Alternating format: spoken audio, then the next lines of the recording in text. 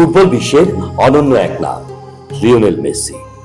17 বছরের দীর্ঘ পথ চলা, যেখানে প্রতিবারই তার নাম উজ্জ্বল ছিল ফিফার বিশ্ব একাদশে। কিন্তু 2024 সালে এই ধারায় এলো ছেদ। 2007 সাল থেকে শুরু করে মেসি টানা 17 বছর ধরে ফিফার সেরা একাদশে জায়গা করে নিয়েছে। তার অবিশ্বাস্য পারফরমেন্স, গোল করার জাদু এবং ক্লাবের প্রতি অবদানের জন্য তিনি প্রতিবারই ছিলেন ফুটবলের সেরাদের তালিকায়। কিন্তু কেন এই বছর বাদ পড়লেন মেসি? অনেকেই বলছেন ইউরোপিয়ান ফুটবলের বাইরে যাওয়ার কারণে তার প্রভাব পড়েছে। মেজর লিগ সকারে ইন্টার মায়ামির হয়ে তার পারফরমেন্স চমকপ্রদ হলেও সেটি হয়তো ফিফার ভোটারদের মন জয় করতে পারে।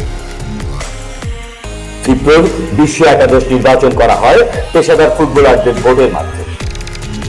23,000-এরও বেশি ফুটবলারের ভোটে নির্ধারণ করা হয় বছরের সেরা একাদশ। আর এই বছর মেসির নাম সেই তালিকা থেকে বাদ পড়েছে। তবে মেসি ভক্তরা আশাবাদী। তারা বিশ্বাস করেন মেসি আবারও তার সেরার জায়গা ফিরে পাবেন, কারণ তার ফুটবল প্রতিভা এবং ডেডিকেশন এখনো অনবদ্য। মেসির বাদ পড়া নিয়ে ফুটবল প্রেমীদের মধ্যে দেখা গেছে মিশ্র প্রতিক্রিয়া। কেউ তাকে নিয়ে গর্বিত, আবার কেউ ভাবছেন এটি তার ক্যারিয়ারের শেষের শুরু। লিওনেল মেসির মতো একজন কিংবদন্তি ফুটবলারের জন্য এমন ঘটনা অবশ্যই একটি বড় ধাক্কা। তবে তার সমর্থকরা এখনো তাকে নিয়ে আশাবাদী। মেসির পথ চলা কখনোই সহজ ছিল না।